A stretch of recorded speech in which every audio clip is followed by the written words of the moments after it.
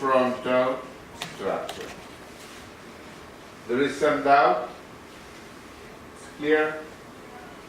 So, basal lamella divide anterior from posterior,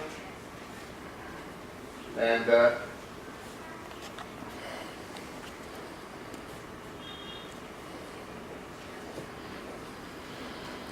common lamella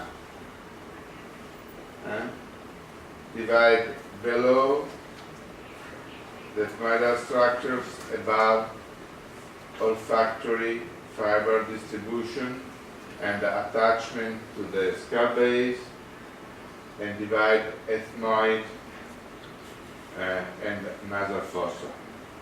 This is common lamella, sagittal structures, and this is a basal lamella. Okay, now we take our journey, starting our journey in the nostril and ended in the choana. On the lateral wall there is some risky points, some anatomical landmark we have to remember.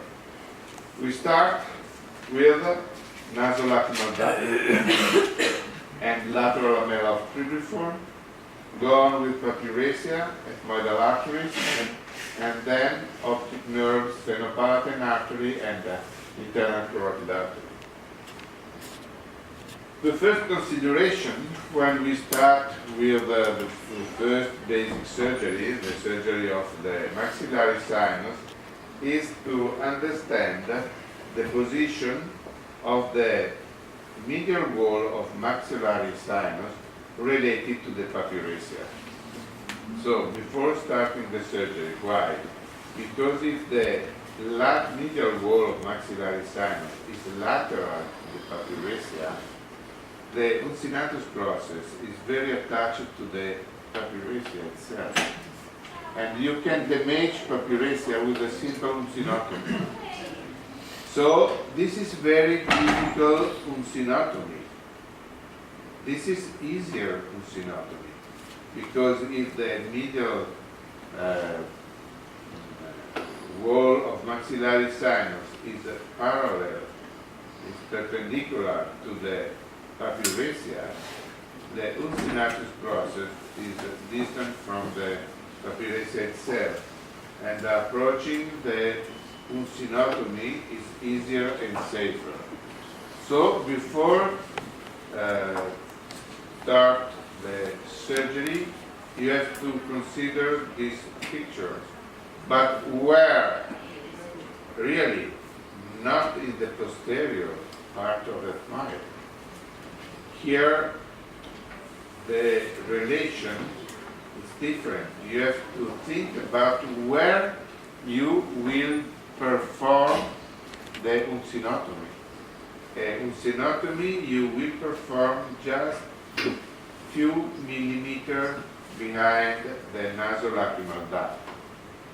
So when you consider this relationship, middle wall of maxillary sinus and papyracia, you have to consider just behind the nasolacrimal duct, not at this level, because the natural ostium is here and not in the middle of the. So this is to avoid the complication. Complication means fracture of papyracia with some hematoma, periorbital hematoma, or emphysema when the patient awakes. And how to avoid this complication? You have to understand, if you have made a fracture on the papyracia, ask to the anesthesiologist to awake the patient very slowly without coughing. If something happens, you have to ask the patient if there is some pain in the lateral vision, if there is a decrease of the visual acuity, or he has lose the perception of the red color. In those cases, you have to go immediately for orbital decompression. Because if the patient lost the feeling, the perception of the loss of the red color, it means that there is a stretching of the optic nerve, and you have to reduce this condition with the orbital decompression.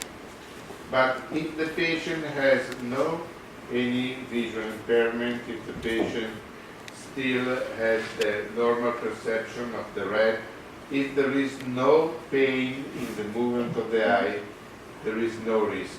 It's only a matter of cosmetics, and in 1 week everything done.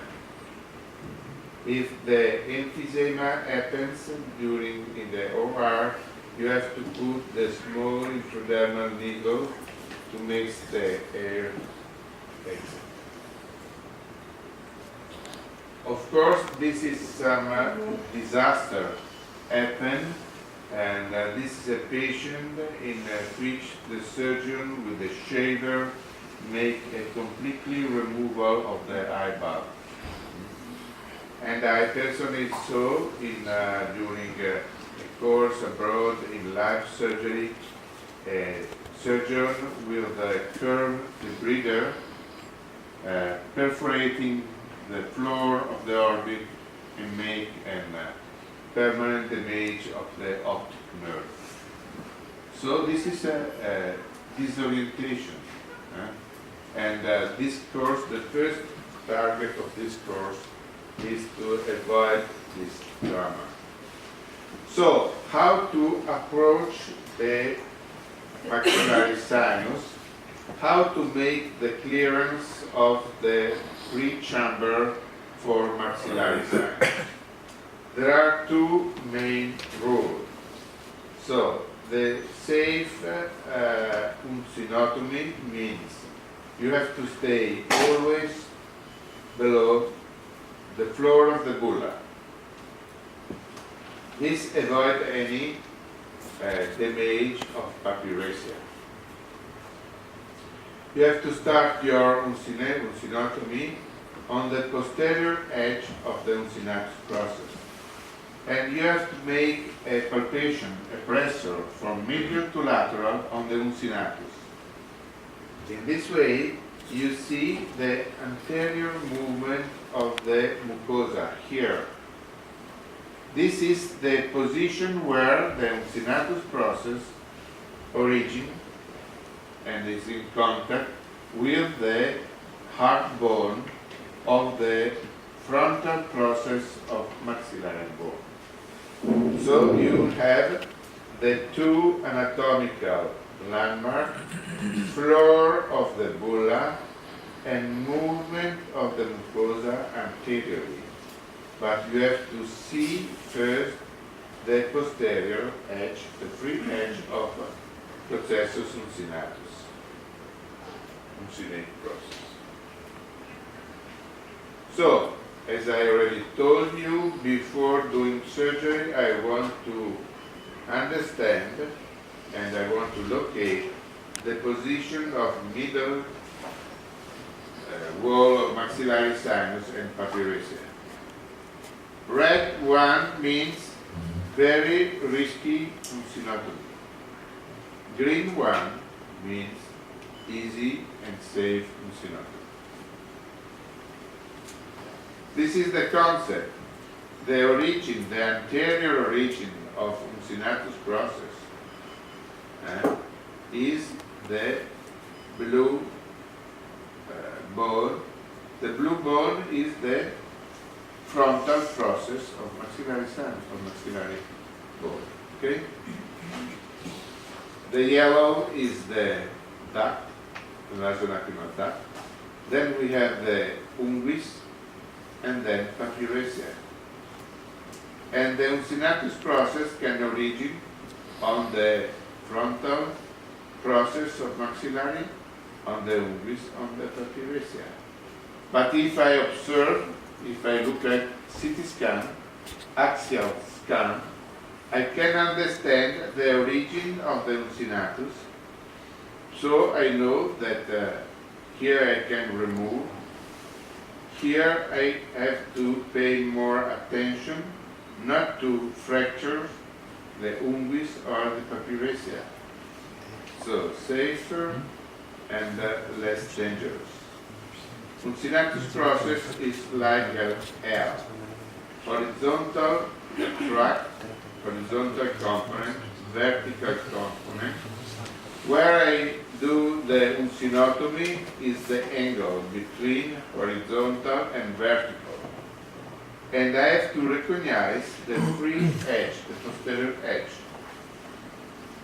So, first of all, since many years, we don't start anymore with the signet knife here. I saw a lot of skilled surgeons in life